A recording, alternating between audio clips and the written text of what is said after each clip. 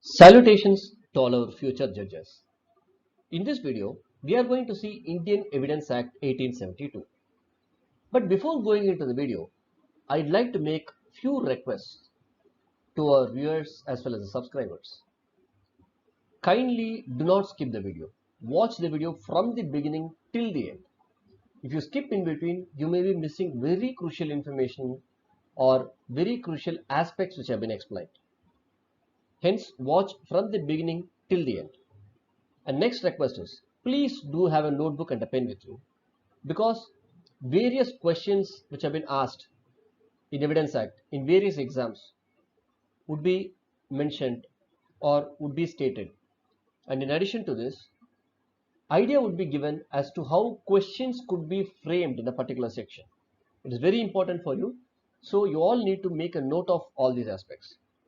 And in addition to this, some additional illustrations would also be given while teaching the act. Hence, you please make a note of all those additional illustrations as well. They would be of absolute help to you in understanding the particular section. And in addition to this, various ways or techniques would be taught which would help you to remember those sections, or to say some memory techniques would be given. This would be really helpful to you in remembering the sections when you go to the exam. I hope this video would be of absolute and great utility to you. Section 162, Production of Documents. Now, try to visualize this concept. Imagine I am a witness and I am having a document with me.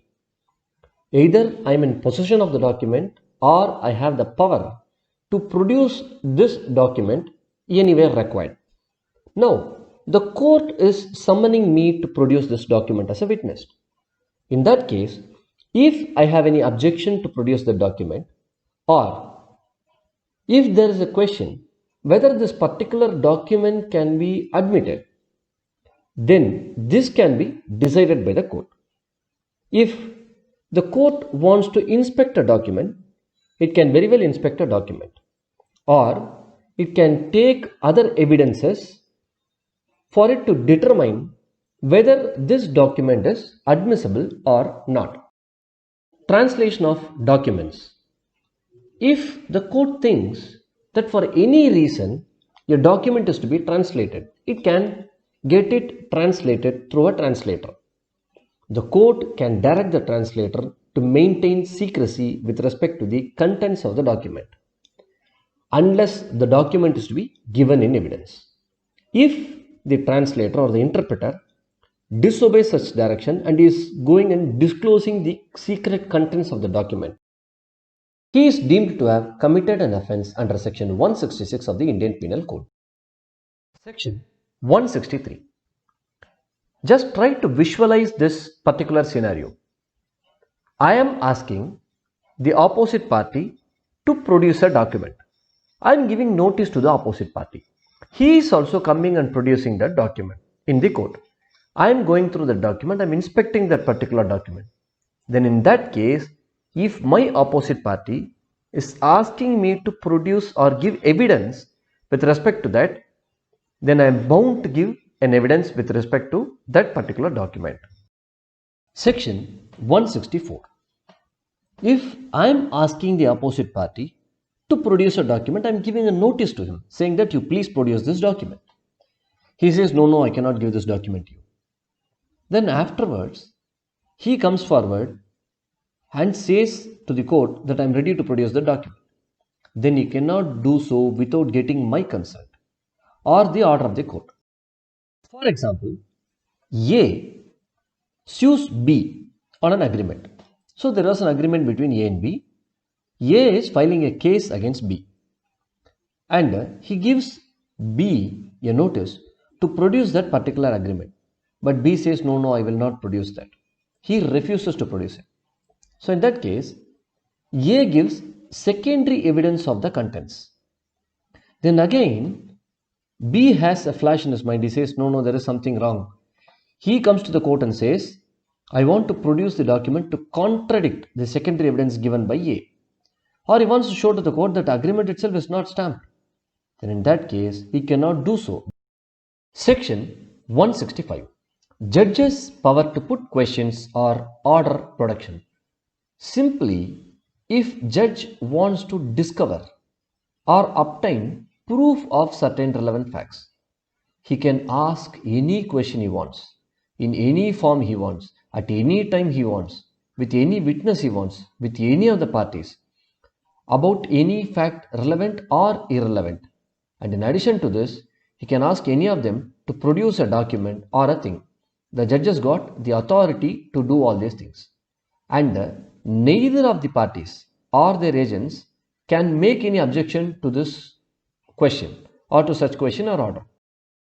A witness is answering the question of the judge. In that case, can that witness be cross-examined? Yes, the witness can be cross-examined, but with the leave of the court. Court should give permission to cross-examine that witness. Then we can cross-examine that witness. However, the judgment should be based upon the facts as declared by this act to be relevant. This act should say that particular fact to be relevant.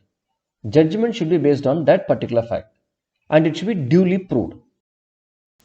If the opposite party or the adverse party is asking a question or he is asking a document to be produced, in that case, if the witness is entitled to refuse answering that question or producing a document from section 121 to 131, both inclusive, in that case, the judge cannot compel that witness to answer a question or produce a particular document. And in addition to this, a judge cannot ask a question which would be improper under section 148 or 149. And judge cannot dispense with primary evidence of any document, except in accordance with the exceptions already provided. Section 166. Jury or assessors can put questions to the witnesses which judge himself might put and which the judge might consider proper. This can be done through the judge or with the leave of the judge. Chapter 11 of Improper Admission and Rejection of Evidence.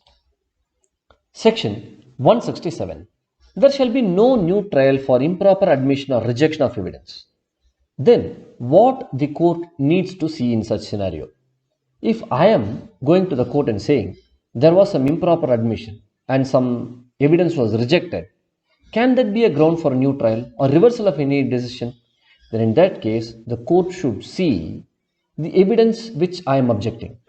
And without that evidence, was there any other evidence which was sufficient to justify the decision? In that case, there is no new trial. Then second thing is, if that rejected evidence was received, whether that evidence would have reversed or varied the decision. If the answer is no, in that case also, there shall be no new trial. I hope you would have liked the video. If you like the video, please do press the thumbs up button and do share the video with your friends and motivate them. If you are not subscribed the channel, please do subscribe the channel and share the channel with your friends. If you feel that I've left something in this video or you want me to change the way in explanations are given for the sections, please do let me know by way of comments.